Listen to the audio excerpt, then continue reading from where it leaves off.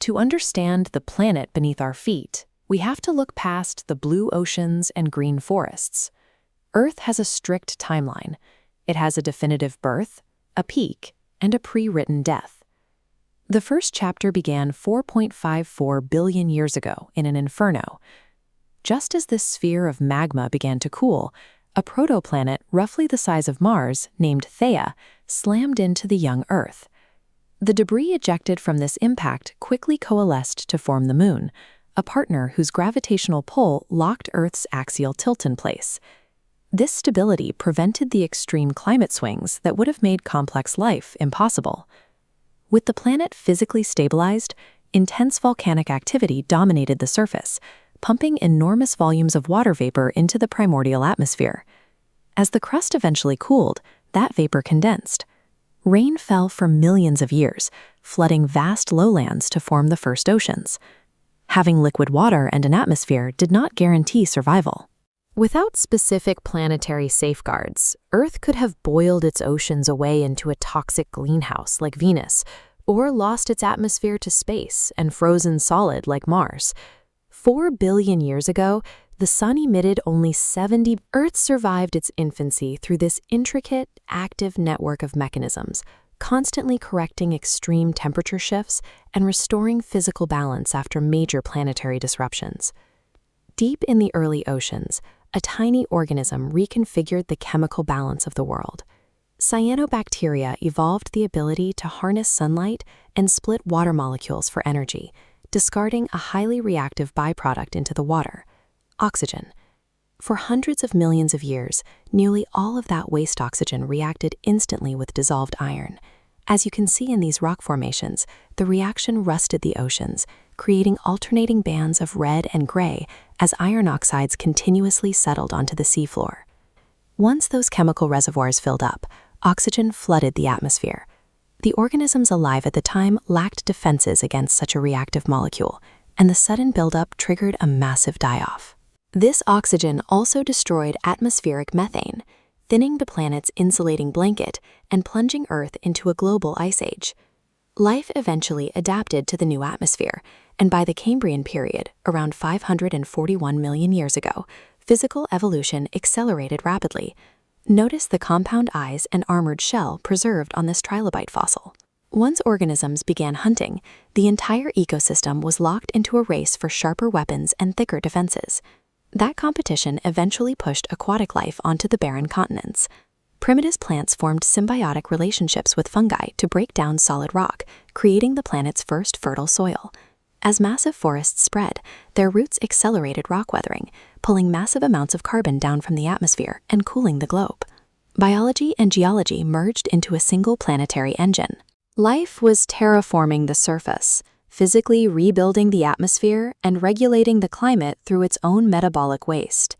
As these ecosystems grew more diverse, they also grew dangerously fragile. A highly interconnected food web means a severe physical disruption can cause the entire system to collapse like falling dominoes.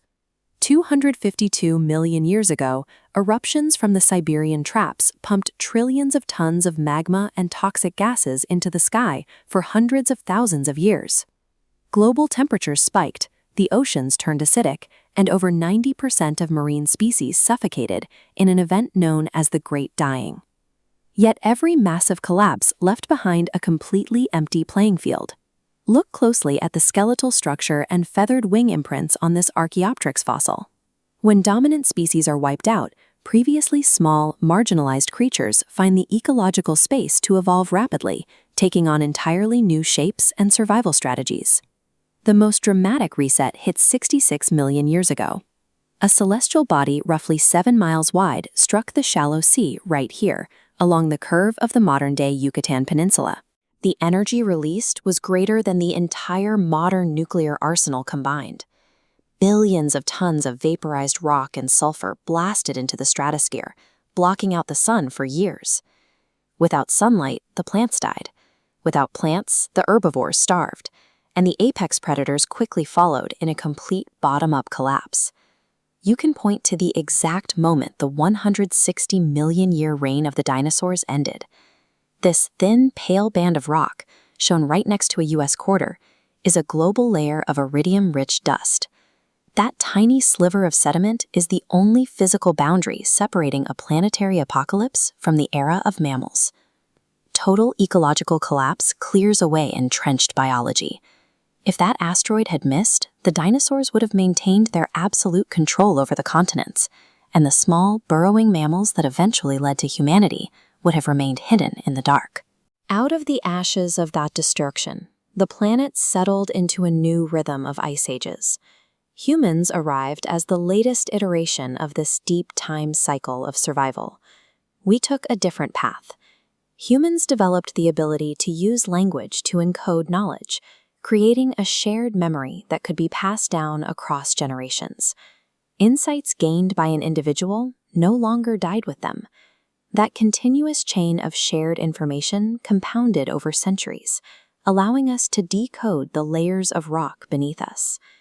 In 1968, we sent a camera to the moon and captured this single, isolated sphere suspended against the darkness. We are a piece of the Earth itself. For the first time in 4.5 billion years, the planet evolved a structure complex enough to look back and read its own biography. But the conditions allowing us to exist here have a strict expiration date. The star that has sustained life since its earliest days will eventually be the force that destroys it. This chart maps the sun's luminosity over time. As helium accumulates in its core, nuclear fusion increases. With every passing billion years, the sun burns 10% brighter, pushing Earth past the point where liquid water can remain stable.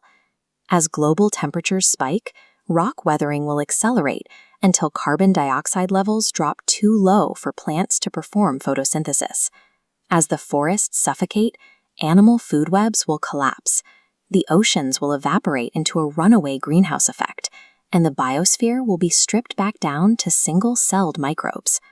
Around 5 billion years from now, the sun will exhaust its hydrogen and enter its red giant phase. Its outer layers will expand hundreds of times their current size, swallowing the inner planets and returning Earth's surface to the molten state it was born in. Earth's story begins and ends in fire. The fleeting nature of this window makes our present world unique, an improbable peak in a 5 billion year countdown.